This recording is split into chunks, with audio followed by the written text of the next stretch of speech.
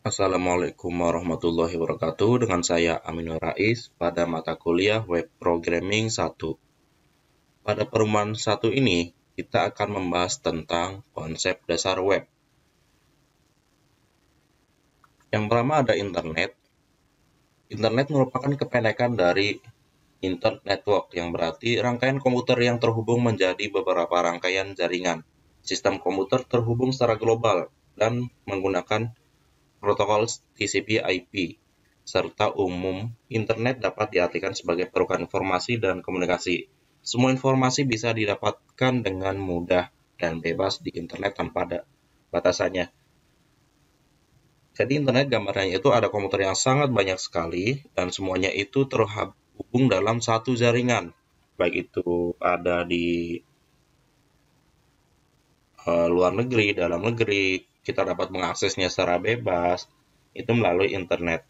Tetapi ada beberapa mungkin aplikasi atau web yang hanya bisa diakses oleh beberapa kantor atau gedung. Itu juga kumpulan dari beberapa komputer yang sangat banyak, tetapi itu namanya intranet. Hanya bisa diakses dari tempat yang sudah disetting.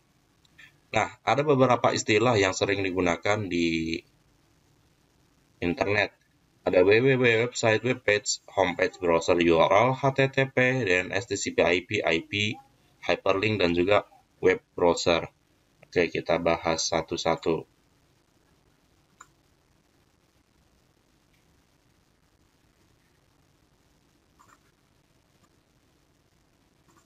Nah, yang pertama www, World Wide Web. Suatu ruang informasi yang dipakai oleh pengenal global yang disebut pengidentifikasi sumber seragam untuk mengenal pasti sumber daya yang berguna.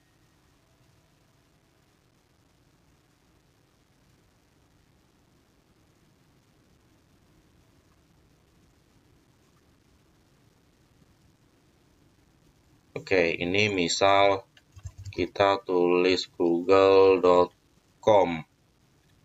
atau detik.com. Nah, ini ada www. Nah, ini yang paling utama di internet, pasti ada www-nya. Walaupun kadang-kadang dia tidak kelihatan. Kemudian web browser, yaitu aplikasi yang kita gunakan untuk surfing di internet. Ada banyak sekali web browser, salah satunya itu ini, Google Chrome, ada juga Microsoft Edge, ada lagi Mozilla Firefox, dan juga UC Browser, dan masih banyak web browser yang bisa kita gunakan. Kemudian ada website, kumpulan halaman dalam suatu domain yang memuat tentang berbagai informasi agar dapat dibaca dan dilihat oleh pengguna internet melalui sebuah mesin pencari.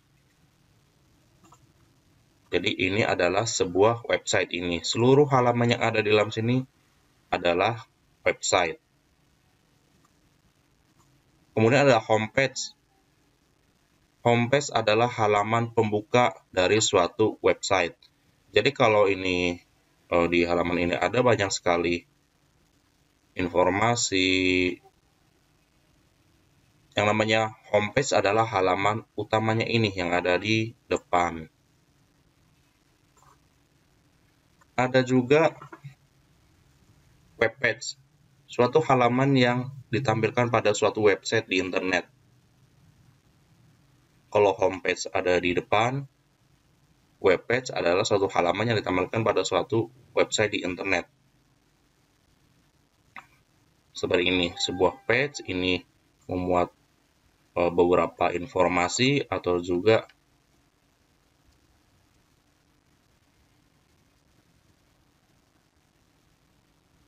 ini juga merupakan webpage yang memuat beberapa informasi. Kemudian ada istilah yang lainnya.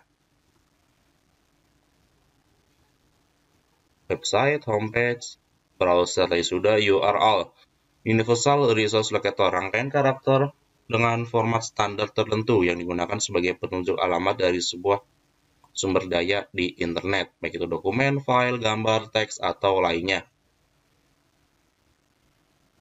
Misal seperti ini, kita random, ini alamat domainnya, ini adalah URL-nya ini. Sepanjang dari paling kiri sampai paling kanan itu adalah URL-nya. Kalau di misal ini image, ini URL-nya ada di mana sih? Ini kita bisa cek, klik kanan, kita cari sebuah image. Nah, ini URL dari image ini, URL-nya, alamatnya. Kemudian ada HTTP Hypertext Transfer Protocol.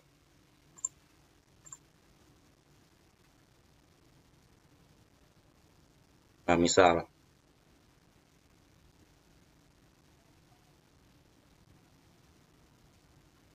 HTTP itu protokol untuk mentransfer filenya. Ini HTTP paling kiri. Nanti ada juga yang namanya FTP. Kalau FTP biasanya kita gunakan untuk mengupload dokumen ke FTP server. Nah, ada juga yang namanya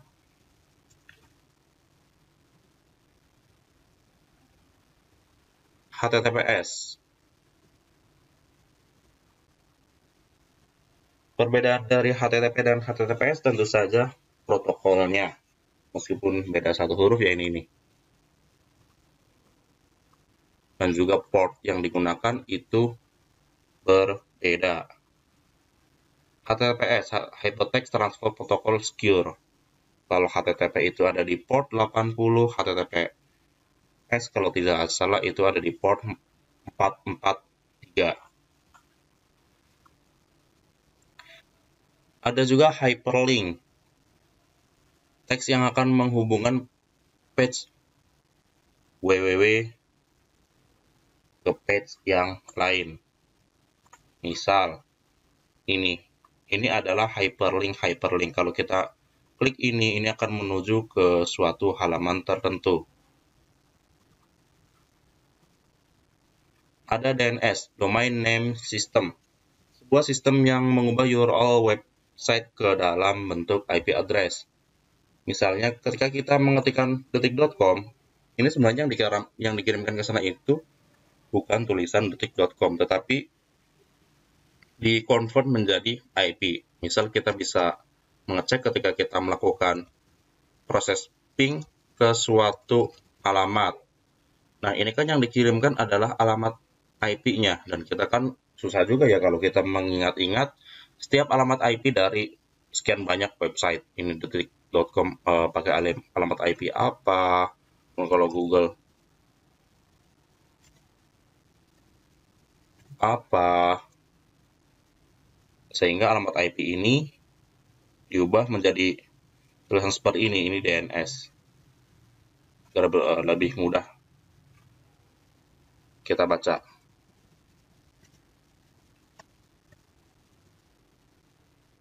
Nah, ini DNS atau address dari Google. Ini ada yang menggunakan IPv6, ini ada yang menggunakan IPv4. Kemudian IP, Internet Protocol, seperangkat aturan yang mengatur aktivitas internet dan bisa memfasilitasi untuk penyelesaian berbagai tindakan di www. Seperti ini IP. Ini IP-nya Google. Di komputer atau laptop kita atau di handphone kita yang terhubung ke internet itu juga ada IP-nya. Misal kita di laptop bisa mengeceknya via command prompt. Nah, ini dia. Di Ether 2 ini terkoneksi ke internet. Ini ada IPv4-nya, ini juga ada IPv6-nya.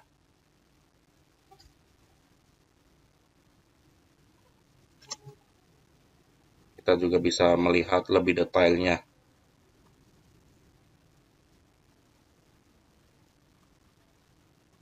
Dan kemudian ada TCP/IP Transmission Control Protocol, kumpulan protokol yang mengatur komunikasi data dalam proses tukar-menukar data dari satu satu komputer ke komputer lain dalam jaringan internet yang akan memastikan pengiriman data sampai ke alamat yang dituju. Itu dia beberapa istilah yang ada di internet. Kemudian, perangkat lunak apa saja sih yang dibutuhkan untuk membangun sebuah website? Sebelum ke web server, tentu saja kita harus mempersiapkan sistem operasinya terlebih dahulu. Nah, bisa memilih menggunakan Windows maupun Linux. Nanti hubungannya dengan paket-paket yang akan digunakan. Nah, pada kesempatan kali ini, kita akan membahasnya menggunakan sistem operasi Windows. Nah, setelah kita menggunakan sistem operasi yang kita butuhkan, kita lanjut ke paket yang dibutuhkan untuk membuat web server. Kalau di Linux, tergantung turunannya.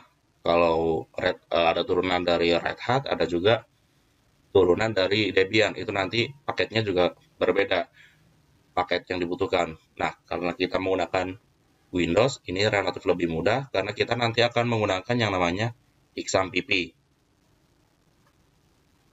Nah, web server adalah sebuah perangkat lunak server yang berfungsi menerima permintaan HTTP atau HTTPS dari klien yang dikenal dengan web browser dan mengirimkan kembali hasilnya dalam bentuk halaman-halaman web yang umumnya berbentuk dokumen HTML.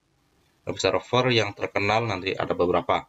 Nah, jadi dari server yang sudah kita pilih tadi, baik Windows maupun Linux, itu server bisa digunakan untuk server apa saja, baik itu web server, mail server, DNS server, DHCP server, FTP server, dan banyak lagi. Ini kita akan membahasnya server sebagai web server. Nah, ini paket yang bisa digunakan, ada XAMPP, PHP Triad, ABC2 Triad, ada IIS. Kalau kita menggunakan Windows Server, kita bisa menggunakan IIS, tetapi kita di sini akan menggunakan XAMPP.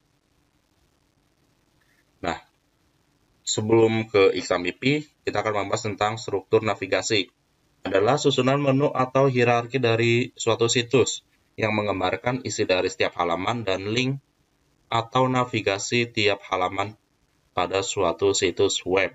Ada 4 bentuk dasar dari navigasi. Ada linear, hierarki, non-linear, dan juga campuran. Nah, ini gambarannya. Kalau hierarki dari homepage, dari halaman pertama, dia akan terus masuk ke dalam. Kalau kita ingin ke sini, kita harus kembali terlebih dahulu, baru bisa ke sini. Kalau linear, kita bisa lompat-lompat setiap page. Tapi kalau ke menu yang lebih dalam, kita harus melalui suatu page terlebih dahulu. Nah, ini yang linear, ini yang campuran, ini yang non-linear kalau nggak salah ini.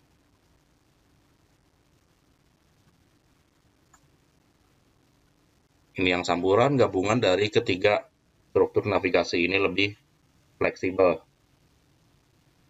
Nah, kemudian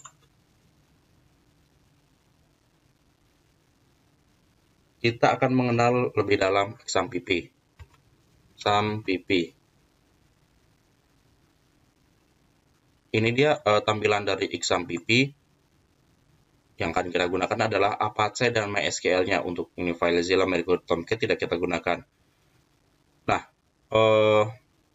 di web itu ada beberapa ekstensi file.